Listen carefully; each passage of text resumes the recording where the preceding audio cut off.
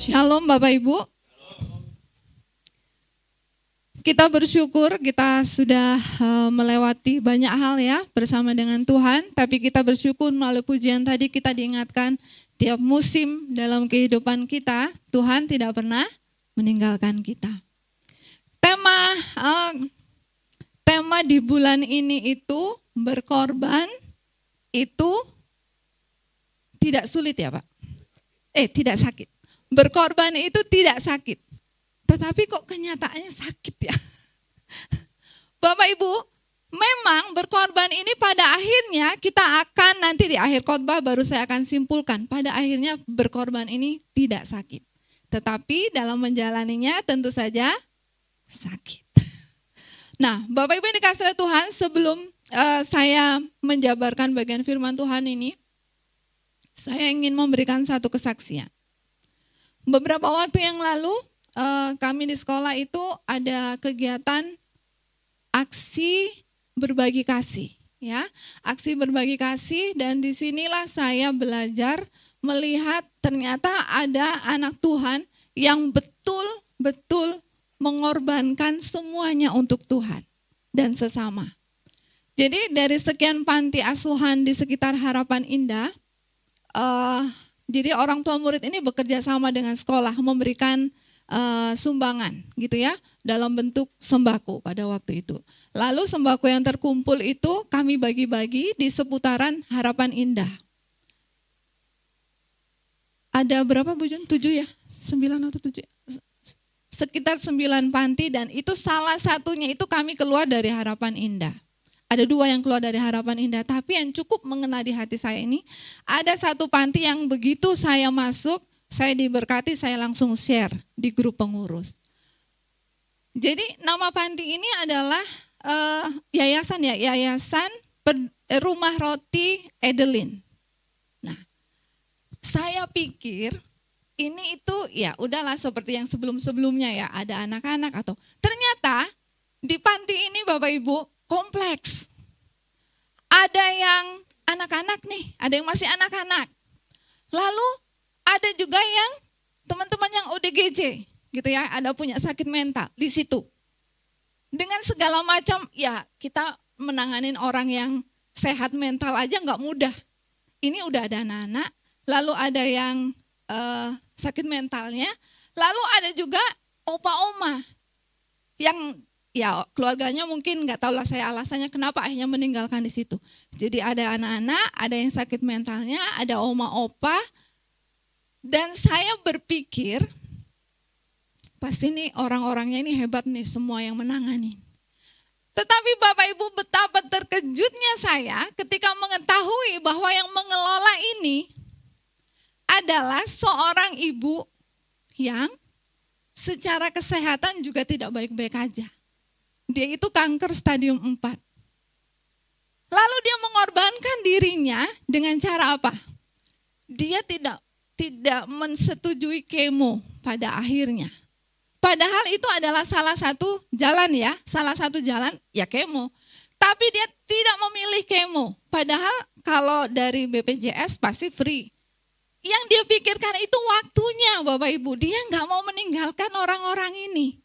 Karena orang-orang ini kalau ditinggal sebentar cari, marah-marah apalagi sebagainya. Dia memikirkan anak-anak yang akan mencari dirinya. Dia memikirkan kalau dia kemo sekian waktu, dia tetap memikirkan orang-orang yang harus dia bimbing. Dia mengesampingkan rasa sakitnya. Dia mengesampingkan kebutuhan utamanya. Dan dia memberi waktunya sepenuhnya. Mungkin kalau saya pikir, ya lebih baik dia istirahat lah. Tidur, istirahat tanpa diganggu. Ya, kalau di rumah sakit kan dia bisa istirahat dengan cukup. Tapi dia nggak memilih itu. Ibu Edelin nggak memilih itu Bapak Ibu. Itu saya begitu terberkati bagaimana di sisa kehidupannya, gimana di sisa kekuatannya, di mana di sisa waktunya dia memberi dirinya untuk sesama. Dan dia percaya bahwa dia diberikan kekuatan oleh Tuhan. Walaupun kita nggak boleh tuh, waktu kita dekat sama dia bilang jangan terlampau dekat katanya gitu. Karena memang sudah sudah berbau gitu ya. Jadi sudah sudah kondisinya memang sudah tidak baik. Dia menjaga jarak. Artinya apa Bapak Ibu? Yang seharusnya dia diberi pertolongan, dia yang memberi pertolongan. Nah Bapak Ibu yang dikasih oleh Tuhan, berkorban itu enggak mudah. Makanya waktu saya dapat tema ini saya bilang, di mana enggak sakitnya? Di mana mudahnya? Gitu ya. Kalau kita dalam kondisi baik-baik aja ya enggak, misalnya saya punya 10 karung beras. Lalu saya berikan kepada gereja, waktu gathering saya kasih 1 karung. Berat enggak Bapak Ibu? Enggak, orang saya masih punya 9, enggak berat. Tapi kalau saya hanya punya 1, cukup hanya untuk saya dan keluarga saya sekian waktu, lalu saya harus memberikan itu, karena saya tahu gereja perlu, lalu saya dengan segala dan sepenuh hati saya memberikan itu kepada gereja, itu yang namanya berkorban. Karena harusnya hanya cukup untuk saya, tapi saya mau berbagi itu untuk orang lain. Satu pribadi juga yang luar biasa adalah Tuhan kita. Kita itu berbangga hati punya Tuhan yang luar biasa Bapak Ibu. Kalau kita diciptakan untuk hidup, kita diciptakan untuk menghasilkan buah. Tapi Tuhan, dia datang ke dunia untuk apa? Untuk dikorbankan. Enggak ada dong masing-masing kita. Ya udah, kita diciptakan tujuannya untuk mati, dikorbankan untuk orang lain. Enggak maulah, mending saya enggak usah. Tapi Tuhan kita itu luar biasa Bapak Ibu. Dia memberikan teladan, berkorban artinya dia tidak mempertahankan haknya sebagai raja, sebagai anak Allah. Mari kita membuka bersama dalam Filipi. Filipi pasalnya yang kedua, ayatnya yang ke-5 sampai dengan ayatnya yang ke-8. Bapak Gembala sudah memberikan poin ini minggu lalu, tapi izinkan saya mengulang sedikit. Filipi pasalnya yang kedua, ayatnya yang ke-5 sampai dengan ayatnya yang ke-8. Hendaklah kamu dalam hidupmu bersama menaruh pikiran dan perasaan yang terdapat juga dalam Kristus Yesus, yang walaupun dalam rupa Allah tidak menganggap kesetaraan dengan Allah itu sebagai milik yang harus dipertahankan, melainkan telah mengosongkan dirinya sendiri dan mengambil rupa seorang hamba dan menjadi sama dengan manusia. Dan dalam keadaan sebagai manusia, ia telah merendahkan dirinya dan taat sampai mati di atas, bahkan sampai mati di kayu salib. Bapak Ibu yang dikasih oleh Tuhan, dalam bagian firman Tuhan ini berkorban artinya dia tidak mempertahankan haknya sebagai anak Allah. Tetapi di sini dia mengosongkan dirinya dan mengambil rupa seorang hamba dan menjadi sama dengan manusia. Dia menerima semua, dia melepaskan haknya sebagai anak Allah yang seharusnya dia mendapatkan haknya sebagai anak Allah ya enaklah paling enggak. Tapi dia apa? Dia menerima dirinya mengosongkan, lalu dia menerima siksaan, dia dihina, dia dihujat, lalu dia mendapatkan penderitaan demi penderitaan. Dia melepaskan haknya. Emang Tuhan gak bisa waktu itu mencelikkan mata, lalu mereka melihat bahwa dia adalah anak Allah. Mungkin ceritanya akan berbeda. Contoh misalnya, mantan presiden kita misalnya Bapak Jokowi misal. Dia berkunjung ya, misalnya dia berkunjung ke satu negara tanpa membawa embel-embel bahwa dia adalah presiden Indonesia. Kira-kira kan gak semua orang kenal ya sama Pak Jokowi waktu dia masuk ke satu negara, ya kan? Tanpa membawa embel-embel dia sebagai pemimpin bangsa Indonesia, mungkin dia tidak akan mendapatkan haknya untuk dikawal, untuk mendapatkan keamanan, untuk mendapatkan tempat yang mewah, untuk mendapatkan tempat tidur yang layak, untuk mendapatkan makanan yang mungkin diicip sekian koki, diyakinkan bahwa makanan itu aman, ya kan? Tapi kalau dia membawa dirinya, saya ini adalah presiden Indonesia yang berkunjung ke negaramu, pasti dia akan mendapatkan haknya sebagai presiden. Betul? Dia akan disiapkan kendaraan yang paling mewah, yang paling aman. Dia akan mendapatkan tempat untuk dia bisa beristirahat yang paling aman dan nyaman. Dia akan mendapatkan pengamanan. Tapi Tuhan melepaskan haknya. Gitu ya, Tuhan melepaskan haknya sebagai anak Allah. Dan dia mengosongkan dirinya. Yesus menjadi pribadi yang menjadi teladan untuk tidak mempertahankan haknya. Semasa hidupnya, Yesus yang adalah raja tidak diperlakukan sebagai raja. Susah Bapak Ibu. Ibu-ibu, mengenai berkorban. Kita sebagai ibu-ibu ini, boleh ya Bapak-bapak kami curhat ya. Sebagai ibu-ibu, kan kita ini punya hak dong. Punya badan yang bagus, benar nggak? Kan nggak ada satupun dari kita yang pengen itu badannya nggak bagus, ya kan? Gwen aja marah kalau dibilang gendut, ya kan? Nggak mau. Kita ibu-ibu juga sama Gwen, kita juga nggak mau dibilang gendut, gitu kan, nggak mau. Lalu kita juga pengen dong punya apa ya? Pokoknya kalau dilihat enak gitu loh ya, indah gitu ya. Tapi kan kami melepaskan hak kami. Ini curhat dari hati ini. Tapi kita ibu-ibu ini kan melepaskan hak kita untuk tampil cantik kadang-kadang ya. Boro-boro mau cantik ya kan, pakai daster, gendong anak, nyuap, masak. Tapi kadang-kadang bilang cantikan dikit kek gitu. Padahal kita ini udah melepaskan hak kita waktu kita mengambil keputusan nih untuk melahirkan.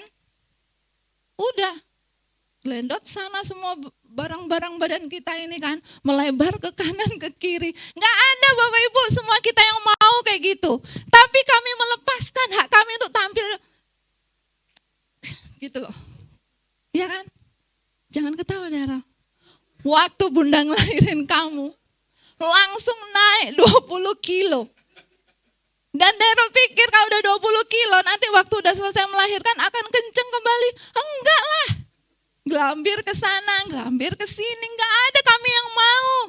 Kami juga pengen, ya kan, tetap tampil cantik, tetap apa ya?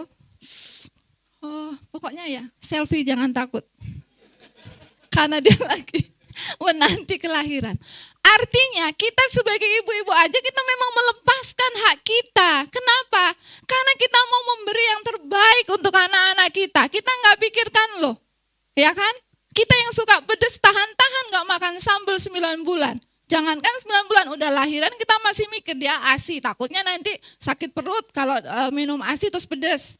Kita melepaskan hak kita untuk makan enak. Jangan ketawa sih, beneran. Serius ini saya ngomong. Tahan-tahan loh. Saya waktu melahirkan itu sama mertua saya dibikinin ini nih. Makanan yang ayam, terus saya lupa nih, ada daunnya orang Batak nih. Bangun-bangun. Enggak enak Bapak Ibu. Tapi karena harus dimakan supaya air asinya banyak, ya dimakan aja. Mengorbankan semuanya. Hak saya bisa dong makan KFC, makan semuanya ya kan. Enggak boleh, nanti anaknya enggak cerdas katanya. Kita korbanin. Jangan saling tunjuk. Ingat, jangan sampai kalian itu enggak hormat loh sama orang tua. Banyak yang udah dikorbankan. Kami melepaskan hak kami bukan karena ini kewajiban, bukan. Bukan karena ini ya udah kodratnya sebagai wanita, bukan. Tapi karena rasa cinta kami kepada anak-anak dan keluarga. Tangan dong untuk semua ibu. Itu namanya melepaskan hak, ya kan? Yang harusnya kita menjadi bagian kita lepaskan, kita tanggalkan. Kita mencari yang memang harus saya kerjakan, yang memang harus saya selesaikan, yang memang harus saya korbankan. Ini mendatangkan sesuatu yang baik untuk orang-orang di sekeliling saya. Itu yang Tuhan lakukan. Dia melepaskan haknya sebagai raja. Dia melepaskan haknya untuk bisa duduk di tahtanya yang luar biasa itu. Ya tinggal duduk aja. Tapi karena cintanya kepada Bapak Ibu dan saya, dia melepaskan haknya. Kemudian dia merasakan siksaan demi siksaan dan menyelesaikannya di atas kayu salib karena cintanya kepada kita. Tidak mudah ya Bapak Ibu yang dikasih oleh Tuhan, seperti Ibu Edelin tadi, juga gak mudah.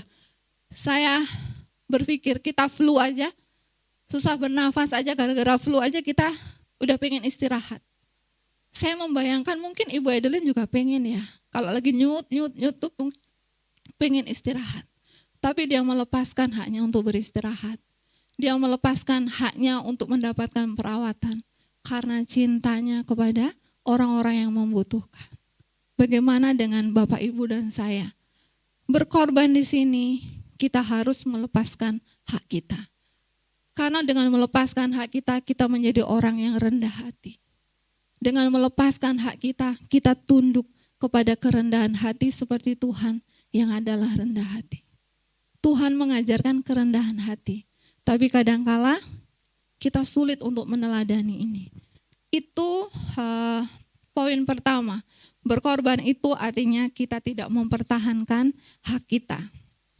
Dan yang kedua, berkorban itu artinya kita mengutamakan orang lain.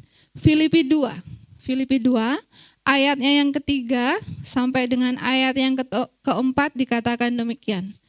Dengan tidak mencari kepentingan sendiri atau puji-pujian yang sia-sia, sebaliknya hendaklah dengan rendah hati yang seorang menganggap yang lain lebih utama daripada dirinya sendiri. Dan janganlah tiap-tiap orang hanya memperhatikan kepentingannya sendiri, tetapi kepentingan orang lain juga. Ini juga kami belajar. Jadi kami itu di sekolah, Bu Jun ada di dalamnya. Mereka ini tim Kasel, guru agama dan tim Kasel. Yang kerjaannya tidak hanya mengajar, tapi juga membimbing anak-anak. Ya namanya anak-anak ya Bu, Bapak Ibu.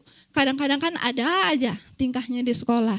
Yang gak sengaja ngejedotin teman, yang gak sengaja nyembunyiin barang teman, yang gak sengaja jahil satu dengan yang lain. Mereka ini akan dengan telaten manggil ke ruangan Kasel, dibimbing tuh pelan-pelan, ditanya-tanya. Mereka tetap harus ngajar, mereka tetap harus menyelesaikan administrasi, mereka juga tetap harus ngoreksi, tapi juga menyempatkan waktu untuk manggilin satu-satu. Kalau makin naik tingkat, ya makin aneh-aneh lah kelakuannya, ya kan? Makin naik tingkat, apa sih Ping? Kadang potong kuku aja, harus kami. Kadang potong kuku, memberikan penjelasan. Nih, jadi kemarin hari apa itu? Nah itu kelas 6 karena mau ujian, jadi ternyata karena mereka udah remaja, kukunya cantik-cantik. Panjang, cantik, bentuknya kalah kita. Saya motong aja, saya malu lihat kuku saya terus dibandingin sama kukunya mereka, ya kan? Cantik-cantik Bapak Ibu. Lalu sambil ngobrol supaya saya juga enggak buat mereka sakit hati, saya bilang, tahu enggak kenapa harus dipotong? Jangan Bu, janganlah Bu.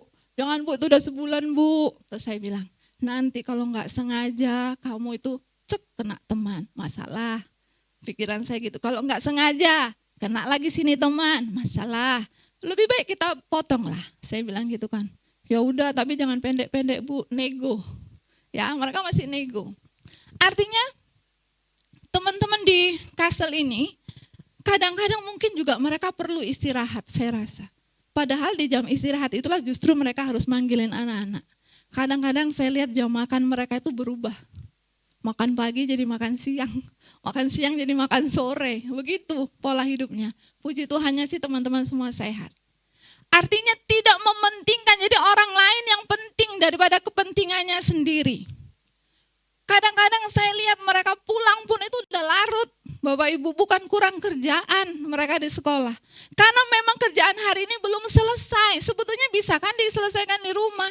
Tapi mereka tahu di rumah urusannya udah bersama dengan keluarga. Kami itu harusnya jam 3.15. Udah pulang. Tapi seringkali jam 7 masih finger. Terima kasih. Gitu. Lalu apakah mereka mendapatkan uang lebih? Enggak Bapak Ibu. Mau lembur sepanjang apapun gak ada uang lebih. Tapi karena cintanya, karena pikiran mereka mau berbagi dan mengutamakan kepentingan orang lain daripada kepentingan sendiri, mereka merelakan. Begitu juga dengan Tuhan. Tuhan memberikan teladan kepada kita untuk mengasihi orang lain lebih daripada mengasihi diri kita sendiri. Kalau kita berbagi, mungkin kita punya 2 KFC, kita bagi 1, ya kita masih punya 1. Tapi kalau kita hanya punya 1, lalu ada teman yang lapar, rela nggak kita berbagi? Melihat bahwa orang lain lebih penting daripada saya. Seperti beras tadi. Ya kan, kalau saya punya 10, saya kasih 1, nggak rasa berkorban. Tapi kalau saya hanya punya 1, saya lihat orang perlu, lalu saya berbagi, saya berkorban, dan saya melihat bahwa orang lain lebih membutuhkan daripada saya, itu berkorban, Bapak Ibu. Melihat orang lain lebih perlu daripada saya, sehingga kita tidak menjadi orang yang egois, yang hanya mementingkan diri sendiri. Bapak Ibu yang dikasih Tuhan, ini bukan hal yang mudah. Yang berdosa siapa? Yang harus menebus dosa siapa? Istilah kata begitu. Yang berdosa kita, tapi yang harus mengorbankan dirinya itu adalah Tuhan. Lalu kalau sekarang kita masih hitung-hitungan nih dalam hal mengutamakan orang lain, kita masih hitung-hitungan dalam berbagi, berkorban untuk orang lain, kita perlu tahu.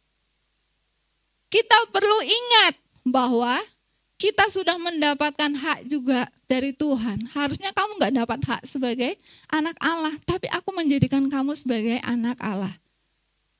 Dia menganggap kita penting, Bapak Ibu, sehingga dia mau mengorbankan dirinya untuk bisa mendapatkan keselamatan. Itu yang kedua. Dan yang ketiga, Bapak Ibu, berkorban itu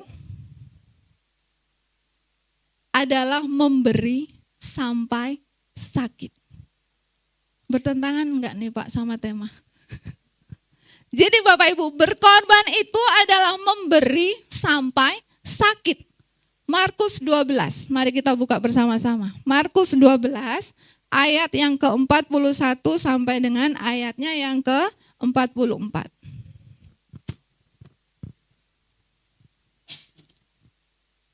Markus 12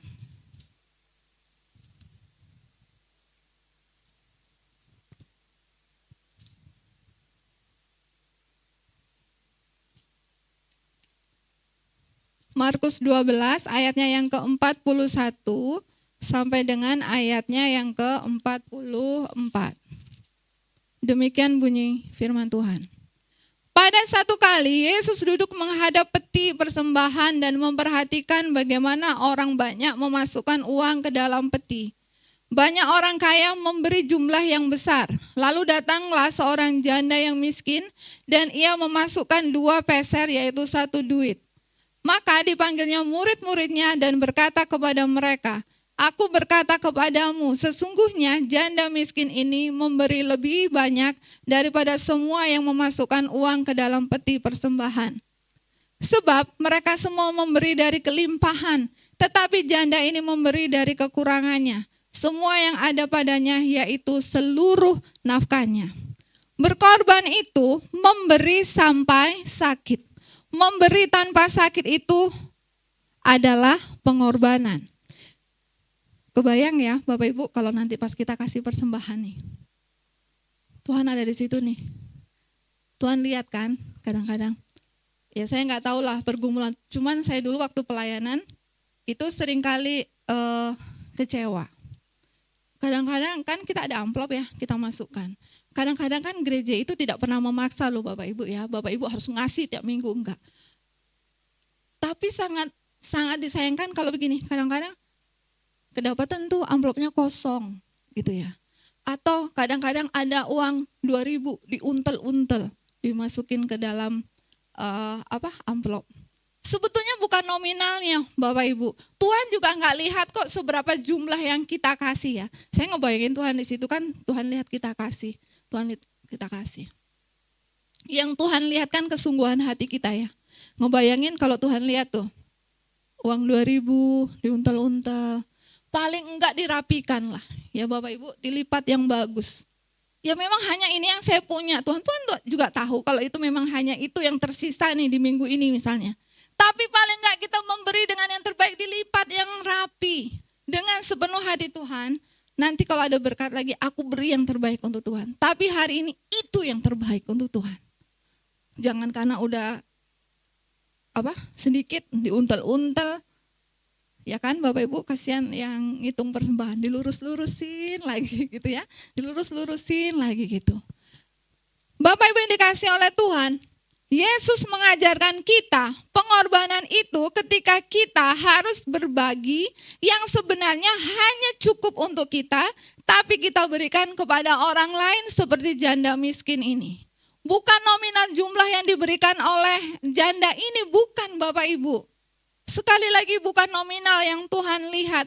Berkorban itu adalah ketika kita mau berbagi, ketika kita mau memberi, saat kita tahu bahwa sebetulnya ini hanya cukup untuk uang kuliah anak saya misalnya. Tapi saya lihat nih ada orang yang membutuhkan di rumah sakit. Lalu saya harus mengorbankan itu. Saat saya tahu bahwa saya juga butuh, lalu ada orang lain yang butuh, lalu saya akan memberikan yang memang itulah sisa akhir. Udah, hanya itu. Kita memberi dengan hati yang tulus. Apakah Tuhan akan membiarkan anak kita tidak menyelesaikan kuliahnya? Enggak Bapak Ibu, percayalah. Selama kita mau berkorban, memberi sampai sakit, mikir Bapak Ibu. Ngumpulin buat kuliah anak aja setengah mati. Lalu udah terkumpul harus bagi lagi buat orang sepenuhnya. Aduh, pingsan saya rasa. Tapi itu Bapak Ibu, itulah arti pengorbanan yang sebetulnya kita memberi bukan karena kita berlimpah, tetapi memberi karena kita mau berkorban dari yang terbaik yang kita punya untuk sesama, untuk Tuhan.